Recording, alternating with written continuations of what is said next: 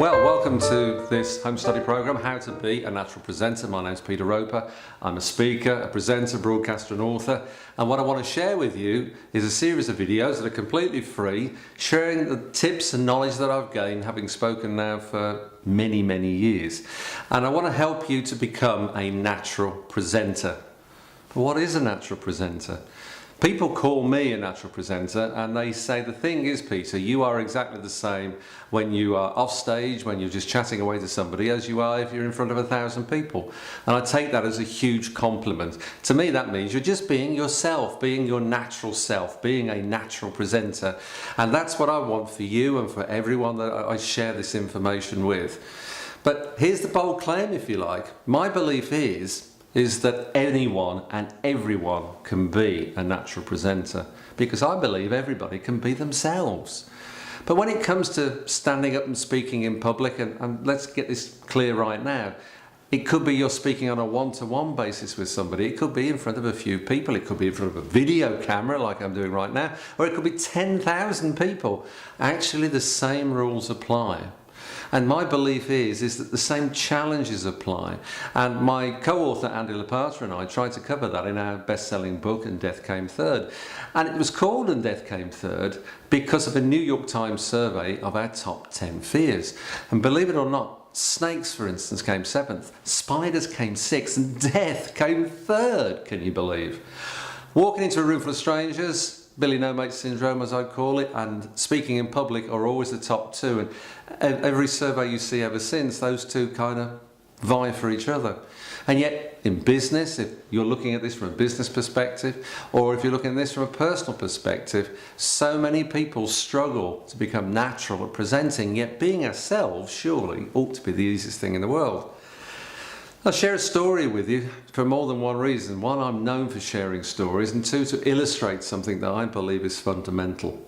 Now, this particular story goes back to the early 2000s, where I went to a breakfast meeting, a networking meeting, and it was very much a corporate affair in those days, and there were about 400 people there. And those 400 people were all there eating a breakfast they didn't really want, and really kind of schmoozing to see if they could work with each other. And as these things happen, I sat next to what was then a FTSE Top 10 Group Purchasing Director.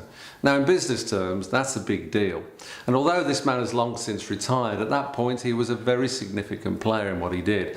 And I had a corporate career very much until very nigh into this meeting. And I sat down with him and I asked him some questions, and we got on very, very well. And I said, well, look, you're head of purchasing, you know, what are the key criteria you select a supplier on? And he said, Peter, you know these. And I said, indulge me if you like. And he said, well, you know, price, availability, track record, relationship, and Peter, I know you want me to say, but it is true, the presentation they give. And I said, well, I know you will measure those statistics, so what were they? And he said, oh, that's easy. 81% of business presentations that are given to us fail. Now, put it another way, that's 4 out of 5 business presentations fail. That means wherever you are watching this video right now, doesn't matter which part of town or city or country you're in, there are 4 people that are going to fail the presentation they're going to give. Only the 5th one, 1 in 5 presentations will be successful. And you know, I've shared that statistic with over 500,000 people in the last years, and no one has ever come up to me and said, no, it can't be true. Except for the occasional sales director who's got a sales team and would come to me and say, Peter, if my people could only fail 4 out of 5 times, I'd be happy. They're that bad. Now, here's the thing for me. What would you feel like if you were the 1 in 5? What would you feel like if you were the one that was scoring results for your business? Because you're in a sales role, or you own your own business, or what have you. You have your own family business, which I'm very well known for, family business. What would you feel like if you were the 1 in 5 that knew you were going to be successful? You say, I know these statistics are true. If you talk to anybody in the recruitment field, particularly in sales environments, they'll say, oh yeah, the numbers are based on the remuneration package of 1 in 5 conversion rates. And we know it's the case. You know, I met this guy at a place called the National Exhibition Centre in Birmingham, in the UK, and as we were walking out from there, I asked him a simple question just as we was leaving, and I said, I will call him Fred. Fred, just out of curiosity, of that 4 out of 5 people that fail, 4 out of 5 people that fail, how many people do you tell that they're not very good? He used various words that perhaps I shouldn't say. And he just started laughing and laughing. He said, "Don't be daft, Peter. I'm British. We don't tell people that." And you know, it's absolutely true. We don't tell people that they are poor, shall we say, at presentation. What happens in business is we say, "Do you know what? You're unsuccessful this time because you're too expensive, or maybe you're too cheap, or we're going to stay with the existing supplier, or your product's wrong, or what have you." We don't ever say to somebody, "You were poor," or words to that effect. We don't know how good we are. Sometimes people will come up to me after I've been speaking, and I'll talk to somebody and he'll say, "You know what, Peter, you know, in my situation, I tend to have a one-on-one conversation. I do pretty well." But his eyes tell me he's not doing as well as perhaps he wants to.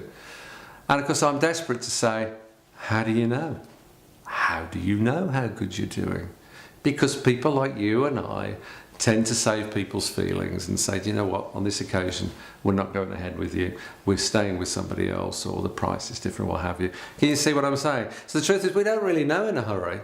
And so it's not easy, it's not simple. Yet we know full well that, you know, 4 out of 5 business presentations are failing. And if you're not looking at this for a business perspective, if you're looking at this purely personally, because there is something really important, a presentation that you want to give, a speech you want to give, maybe it's a wedding, maybe it's because you want to speak at a school on behalf of your children or what have you, maybe a charity that you're involved with.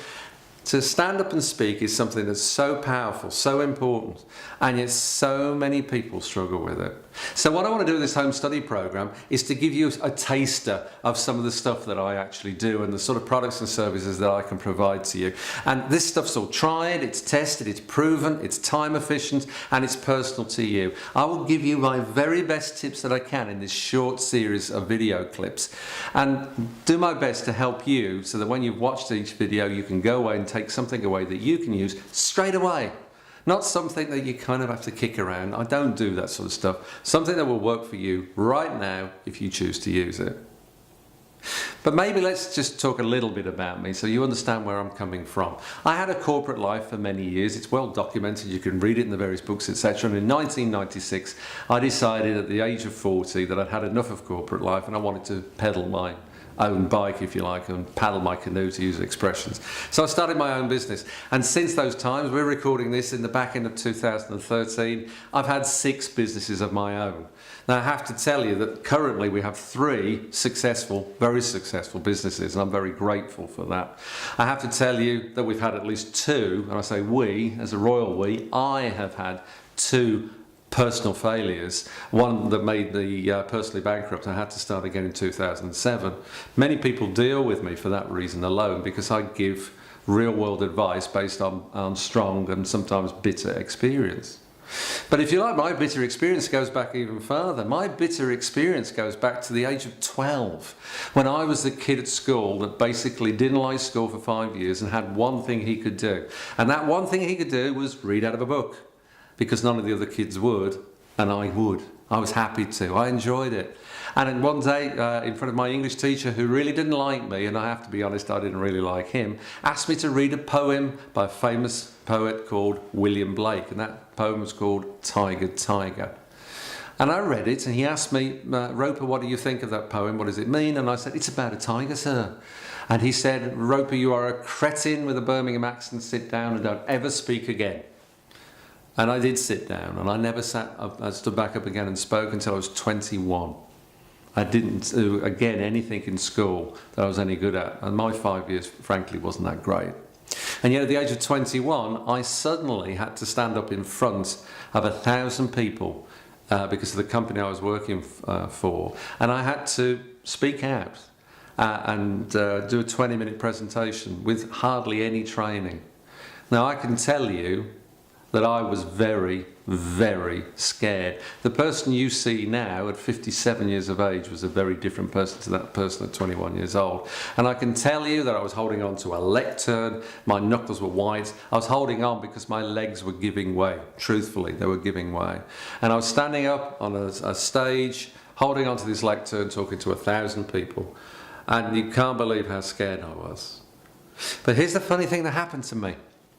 Every time I looked to look at the audience from my notes, because in those days you didn't have PowerPoints or screens or anything, every time I looked in the audience, people looked down and didn't look at me. And of course the directors, the very, very senior important people were right at the front. And yet when I looked at them, they looked down too. And in this short 20 minutes of hell that I went through, I started to realise that actually it wasn't just me that was very, very nervous and very, very scared. Because they were scared too. They were scared I might pick on them and ask them to speak. And I learned slowly but surely that, you know what, standing and speaking when you want to, when you need to, is a very important skill to have.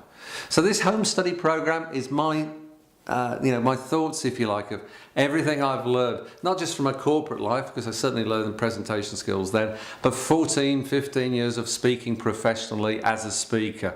I've spoken in front of over 500,000 people, as we share this video today. Now, I don't say that to say, look at me, I'm wonderful, look how many people I've spoken in front of. It's just a fact of life. I've made an awful lot of speeches and presentations from all sorts of backgrounds in a number of different countries, public sector, private sector, schools, what have you, all sorts of people, from one person to 10,000.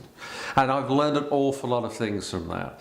And what I want to do is teach you and share with you how to be a natural presenter, to be able to stand in front of a camera just like I'm doing now and just be yourself, just to speak as you are and to get your point across by using some techniques that make a huge, huge difference. To me, there are 3 keys to natural presentation, and during these video series I'm going to share all 3 of these keys with you. The first one is structure, the second one is operational mechanics, and the third one, of course, is nerves.